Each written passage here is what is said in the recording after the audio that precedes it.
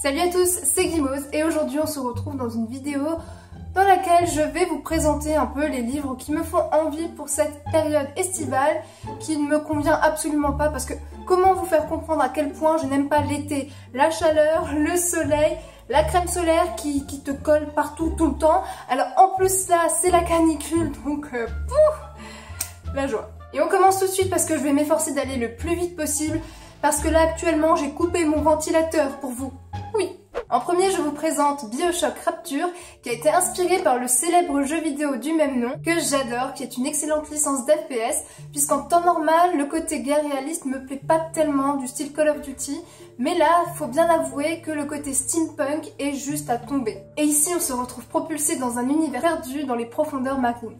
Et pour faire court, il s'agit d'une utopie qui a tourné au vinaigre et qui a engendré des dérives pour le moins effrayantes. Pour la petite anecdote, ce livre, je l'ai depuis sa sortie.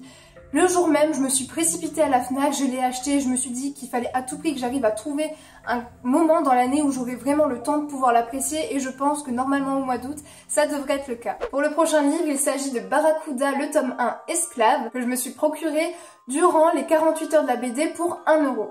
Et vous ne le savez certainement pas puisque je viens seulement de commencer ma chaîne, mais ceux qui me connaissent savent que j'adore la thématique des pirates, que ce soit en film, en livre, en BD ou en jeu vidéo, c'est vraiment quelque chose avec lequel j'accroche. En plus de ça, c'est une BD qui a l'air d'être sombre et d'après les avis que j'ai pu lire sur des sites comme Livre Addict, ça semble être plein d'action. Dans la même thématique, il y a Tortuga, qui est un livre que j'ai maintenant dans ma bibliothèque depuis des années, que j'avais commencé et qui, allez savoir pourquoi, je n'ai jamais continué. Dans cette histoire, on se situe en 1685 et on suit le personnage de Rogerio de Campos, un ancien jésuite qui s'est enrôlé plus ou moins contre son gré dans un équipage de pirates espagnols. Il va donc découvrir avec horreur et fascination un univers dans lequel le but de chacun est la liberté, qui pourtant se trouve être jalonné par des codes très stricts et sévères. Pas besoin d'en rajouter plus, ça a l'air passionnant et très proche de la réalité historique.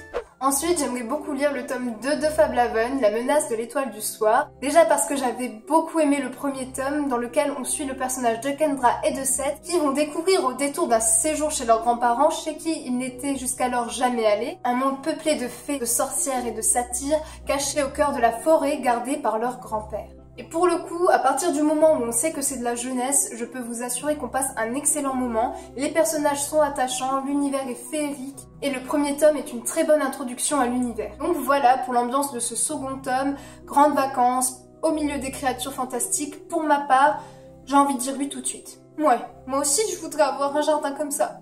Une grande forêt avec plein de créatures magiques. Ouais.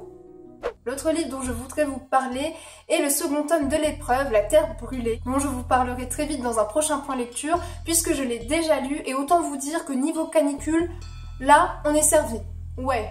Pour me remettre de toutes ces émotions et de cette chaleur, j'ai décidé de me plonger dans Ravenwood, le premier tome, La forêt d'Arborium, qui sera également présenté dans le prochain point lecture, et qui pour l'instant me fait totalement rêver. Ça se passe au milieu des arbres, en automne, juste le combo parfait, et je prends un réel plaisir à suivre le personnage principal Ark, qui est dans une sorte de course effrénée au milieu d'échafaudages créés tout autour de leur arbre pays.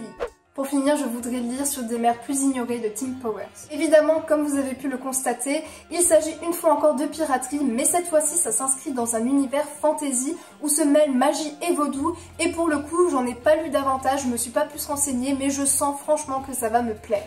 Voilà, cette vidéo est finie, n'hésitez surtout pas à venir partager avec moi vos envies lecture pour cet été. Pour ma part, c'est vraiment une sélection qui me ressemble bien et j'ai vraiment très hâte de vous lire en commentaire. Et je voudrais surtout remercier toutes les personnes qui ont pu tomber sur ma chaîne et qui ont pris le temps de regarder mes vidéos et de les commenter. Ça fait super plaisir et ça motive à fond. Sur ce, je vous souhaite de faire de très belles lectures et à plus. Ciao!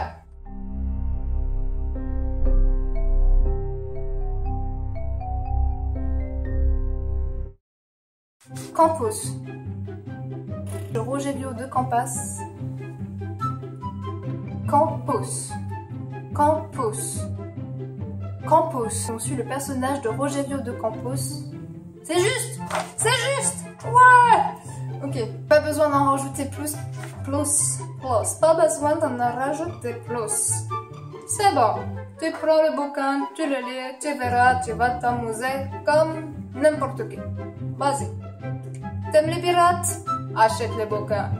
Tu vas adorer. Je sais pas si je vais adorer, mais moi je sens que je vais adorer. J'ai craqué. Super. Voilà. Pourquoi j'ai décidé de tourner cette vidéo maintenant? J'aimerais pouvoir lire... Purée, pourquoi j'arrive pas à parler? La menace de l'étoile du soir. Ok?